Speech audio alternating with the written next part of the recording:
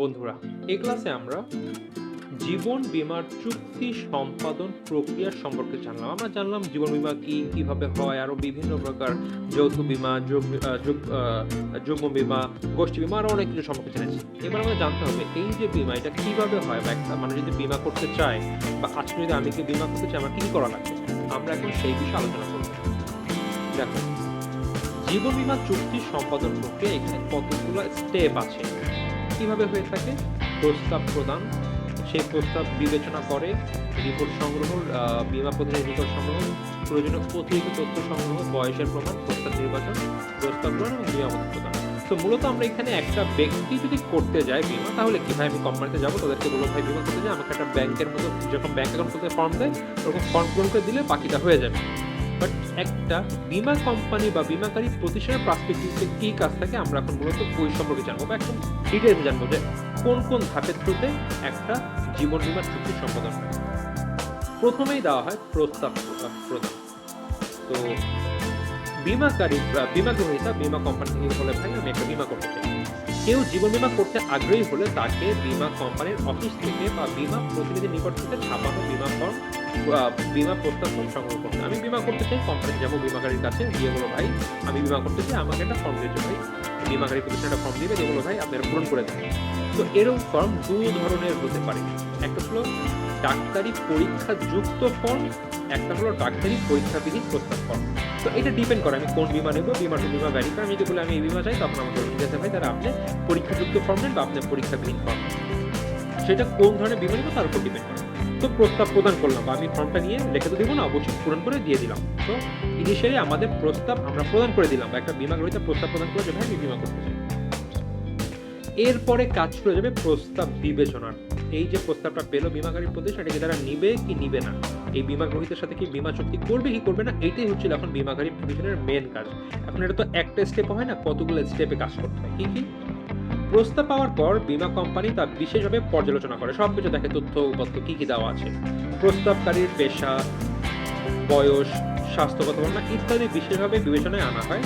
প্রস্তাবকারীর পেশা ঝুঁকিপূর্ণ হলে তা বিশেষভাবে চিহ্নিত করা। যদি এমন কোনো বিষয় থাকে, পেশা হোক বা অন্য কোনো বিষয় হোক, যেটা অ্যাকচুয়ালি অনেক ঝুঁকি ইন্ডিকেট করতে যে ভাই এখানে ঝুঁকি বেশি, এটা হলে তারা তখন এটাকে স্পেশালি দেখাশোনা করে, বা হয়তো বা ঊর্ধ্বতন কর্মকর্তার কাছে পাঠায় যে স্যার এরকম একটা কেস আছে, আমরা কি করতে পারি। ঝুঁকি যদি বহনযোগ্য মনে হয় তাহলে পরবর্তী পদক্ষেপ গৃহীত হয়। একটা ব্যক্তি এখন হাসপাতালে আসে, ডাক্তার বলে দিয়েছে সে ক্লিনিক্যালি ডেথ, তার আর সব মিলায় মনে হয় মানে যখনই তার আমরা লাইফ সাপোর্ট করে ফেলবো সে মৃত্যুবরণ করবে। এখন তার নামে বীমা করতে গেল, কোম্পানি কখনো এটা দেখার পরে আর কখনো আগামীতে যাবে না, তারা কিন্তু এইখানে হবে না ভাই আমরা ডান। আর যদি মনে হয় না ঝুঁকিটা বহনযোগ্য, এমন কেস আছে, বেশিরভাগই ঝুঁকি বহনযোগ্য কেসগুলো আসে, তখন তারা পরবর্তী পদক্ষেপ নেয়। আমি পরবর্তী পদক্ষেপগুলোর সঙ্গে আলোচনা করবো।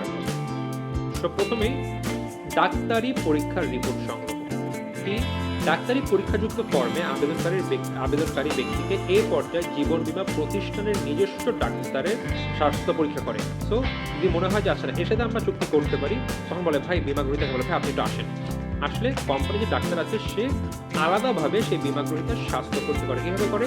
বিভিন্ন লিখিত প্রস্তাবের স্বাস্থ্য সম্পর্কিত বিভিন্ন বিষয় জেনে নেওয়ার চেষ্টা করে, এবং এর সাথেও বুক, হৃৎপিণ্ড, ফুসফুস, রক্ত, ওজন, উচ্চতা ইত্যাদি পরীক্ষা করে একটা রিপোর্ট প্রদান করে, যাতে এই ব্যক্তির শারীরিক অবস্থা এরকম এবং তার পাস্ট হিস্ট্রিতে এসব রোগ ছিল বা তার ডিএইচএস আছে, ডাক্তার একটা পুরো রিপোর্ট দেয়।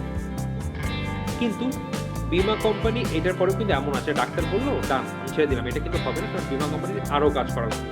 তারা কি করে? তাদের একটা বীমা প্রতিনিধি হায়ার করে। এরকম ব্যক্তিবর্গ থাকে বা আলাদা সেগমেন্ট থাকে যারা বীমা প্রতিনিধি হায়ার করে ওদেরকে দিয়ে তথ্য বের করার ট্রাই করে। তো জীবন বীমা চুক্তিতে কোম্পানির পক্ষে বীমা প্রতিনিধির একটা মুখ্য ভূমিকা থাকে। এ পর্যায়ে প্রস্তাবিত ব্যক্তির সম্পর্কে বীমা প্রতিনিধির রিপোর্ট সংগ্রহ করে। সে বিভিন্ন ব্যক্তির হ্যাবিট, ব্যক্তির পরিবার সম্পর্কে ইতিহাস বা অনেক কিছু বের করার ট্রাই করে, এবং এইটা করার কারণ হচ্ছে চুক্তির সাথে বীমা প্রতিনিধিকে সম্পৃক্ত করা এবং চুক্তির জন্য দায়বদ্ধ করা। যদি আগামী থেকে এরকম হয় যে বীমা কোম্পানি দেখা গেল যে বীমা গ্রহীতা তার এমন একটা মানে জিনিস যেটা বীমার যে ঝুঁকিটাকে অনেক বাড়িয়ে দেয়, কিন্তু বীমা গ্রহীতা এটা আগে রিভিল করেনি ব্যাপারটি। ধরে নিলাম বীমা গ্রহীতা খুব বাজেভাবে অ্যাডিক্টেড এবং সামহাও সে প্রথমে এইটা রিভিল করলো না, বাট এইটা কিন্তু কাজ হবে বীমা প্রতিনিধির যে ভাই তার অ্যাকচুয়ালি কি তথ্য আছে সবকিছু বের করে নিয়ে আসার জন্য। এবং এইটা যদি আগামীতে ধরা পড়ে তখন কিন্তু বীমা কোম্পানি বীমা প্রতিনিধিকে দায়বদ্ধ করবে যে তোমার দায়িত্ব ছিল, তুমি কেন এটা বের করতে পারোনি। তো এইটা এই পর্যায়ে গেল। এরপরে আসবে হচ্ছিল প্রয়োজনীয় অতিরিক্ত তথ্য গ্রহণ বা সংগ্রহ। বীমা কোম্পানি, বীমাকারী প্রতিষ্ঠানের এখনো মন ভরল না, যেহেতু মন ভরল না যে না যা পেলাম এখন আমরা শিওর না, কি করব, আরো এক্সট্রা তথ্য লাগবে আমার।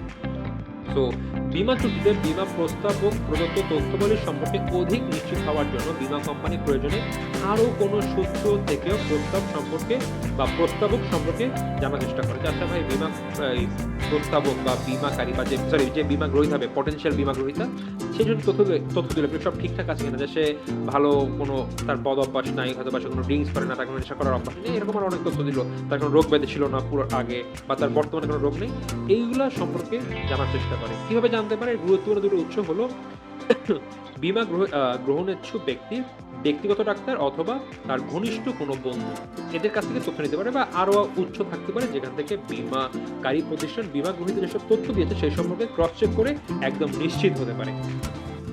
সবকিছু হয়ে গেল, সবচেয়ে মেন পার্ট আসলো, বয়স। বয়স তো লিখে দিয়েছে ভাই, আমার বয়স হচ্ছিল 43 বছর, বাট এটা তো শিওর হওয়া লাগবে অ্যাকচুয়ালি।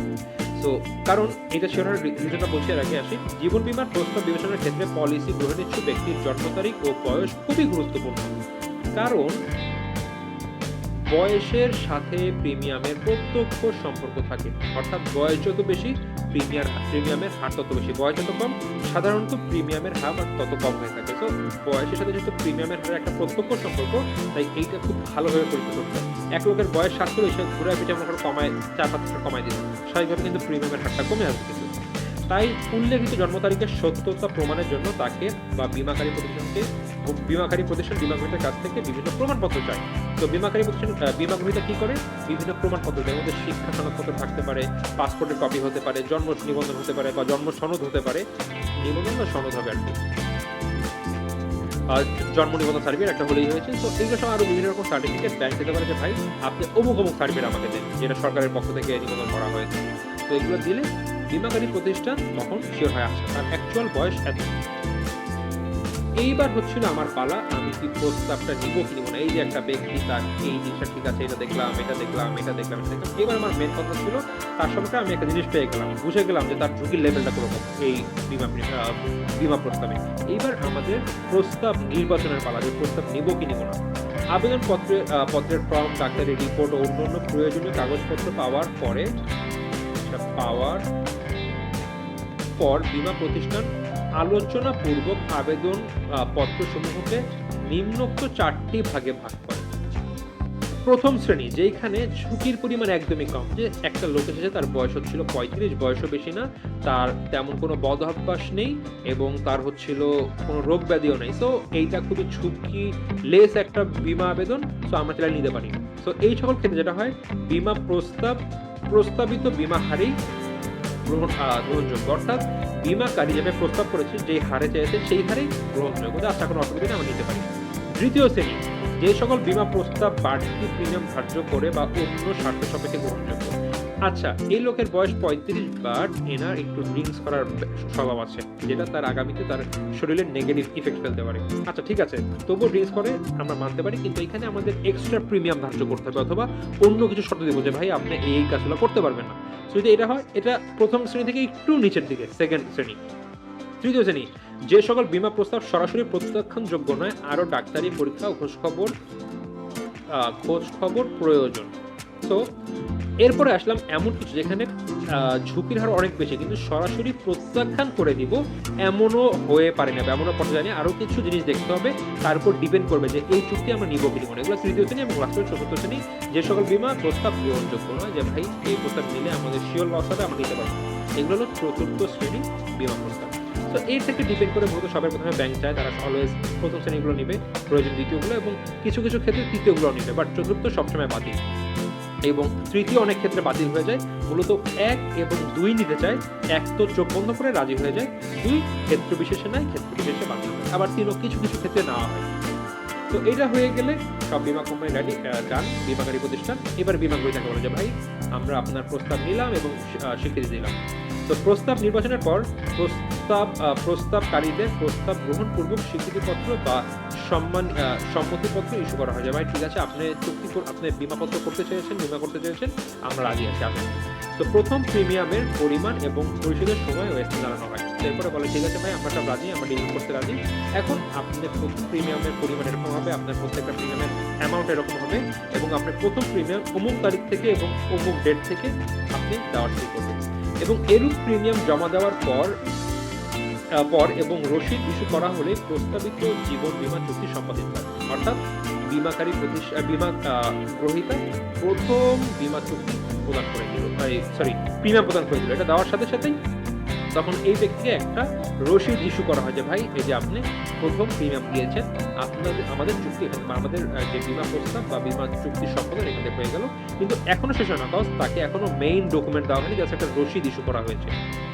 রসিদটা পরে এই যে বীমাকৃতের নিকট থেকে প্রথম কিস্তির টাকা জমার পরে যত দ্রুত সম্ভব বীমা কোম্পানি বীমাপত্র তৈরি করে তা বীমা গ্রহীতাকে প্রদানের ব্যবস্থা করবে। অর্থাৎ প্রথমে তাকে রসিদ দিয়েছে যে তিনি তার প্রথম প্রিমিয়ামের টাকা প্রদান করেছে, যখনই দিবে তখনই বীমা বলবে ঠিক আছে, যেহেতু সে একটা প্রস্তাবের টাকা দিয়েছে সেও তাহলে এখন এই চুক্তিতে রাজি এবং টাকা দেওয়া শুরু করবে। তো এইটা প্রথম প্রিমিয়ামের টাকা পাওয়ার পরে বীমাকারী প্রতিষ্ঠান যেটা করে সেটা হচ্ছিল বীমাপত্র ইস্যু করার ব্যবস্থা করে এবং করে যতটুকু সম্ভব বীমা গ্রহীতাকে প্রদান করে।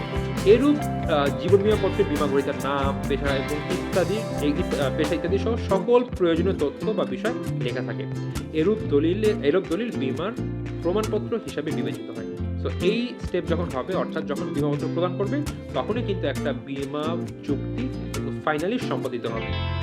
তো বন্ধুরা, এই ছিল একটা প্রসেস যার থ্রুতে একটা বীমা চুক্তি সম্পাদিত হয়ে থাকে। এই ক্লাসে এ পর্যন্তই, দেখা হবে পরবর্তী ক্লাসে।